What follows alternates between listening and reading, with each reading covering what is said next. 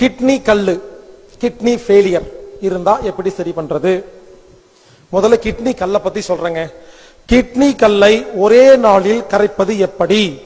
Super idea. ஒரு நாள் தான் டைம். ஸ்கேன் பண்ணி பாருங்க, இல்லாம போயிடும். பீன்ஸ், சோயா பீன்ஸ் இல்ல, இந்த காய்கறி பீன்ஸ், அமெரிக்கன் பீன்ஸ் சொல்லுவாங்க. அந்த பீன்ஸ் 1/2 கிலோ வாங்கிட்டு வரணும். அதுல இருக்கிற விதையெல்லாம் எடுத்துடணும், சின்ன சின்னதா கட் பண்ணணும்.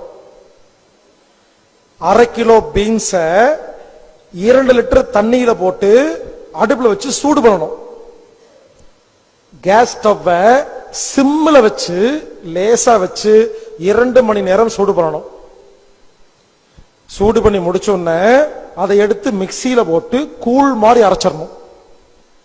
அத ஆறின உடனே அத்தனையும் எடுத்து குடிச்சிடணும். அத்தனையும் முடிஞ்சா குடிங்க. சில பேர் பாதி குடிக்க முடியும், பரவாயில்ல, எவ்வளவு குடிக்க முடியுமோ குடிங்க. குடிச்சு முடிச்ச செகண்ட்ல இருந்து 2 மணி நேரத்துக்குள்ள 3 லிட்டர் தண்ணிய விட்டு குடிக்கணும். இது வெறு வயிற்றுல காலையில தான் பண்ணணும்.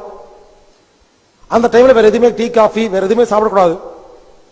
3 மணி நேரத்துக்கு அப்புறமா ஒருவேளை பசி எடுத்தா நீங்க வழக்கம் போல சாப்பிட்டுக்கலாம்.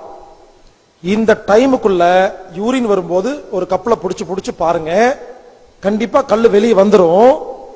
ஒரு சில நேரத்துல சில பேத்துக்கு வந்துருது, சில பேத்துக்கு வலி எடுக்கும். அந்த கல்லு வெளியே வருது இல்லைங்களா, யூரின் ட்ராக்ல லேசா வலிக்கும்.